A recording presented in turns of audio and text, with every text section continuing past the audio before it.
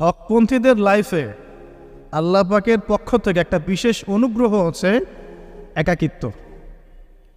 মানে একাকিত্ব কেন নিয়ামত বললাম? কারণ একাকিত্ব মানুষকে আল্লাহ চিনিয়ে দেয়। অনেক আলেম দেখবেন যারা জেল টেল খেটে বের হয়েছেন, তারা সবাই একটা কথা বলবেন, জেলখানায় আমরা আল্লাহকে চিনেছি। সব আলেমরা এই কথা বলে যারা ওখান থেকে বের হয়ে আসে। কারণ একাকিত্ব মানুষকে গভীরভাবে ভাবায়, আল্লাহকে পাওয়ায়, আল্লাহর কাছে দোয়া করতে শেখায়, মানুষকে বোঝায় যে আল্লাহ ছাড়া কেউ নাই সাহায্য করার। তো যারা হকপন্থী হয়, একাকিত্ব তাদের বরণ করতেই হয়। এটা মাথায় রেখে পথ চলতে হবে। ইব্রাহিম আলাইহিস সালাম পথ চলা শুরু করলেন। এবার কি হলো? তিনি কি বাসা থেকে বের হয়ে সেই এলাকা, ওই নমরুদের দেশ ছেড়ে চলে গিয়েছিলেন? উত্তর না। প্রথমে তিনি চলে যান নাই। প্রথমে তিনি ওই সমাজেই থেকেছেন, থেকে দাওয়াত দেওয়ার চেষ্টা করেছেন। তিনি ওই সমাজে থেকে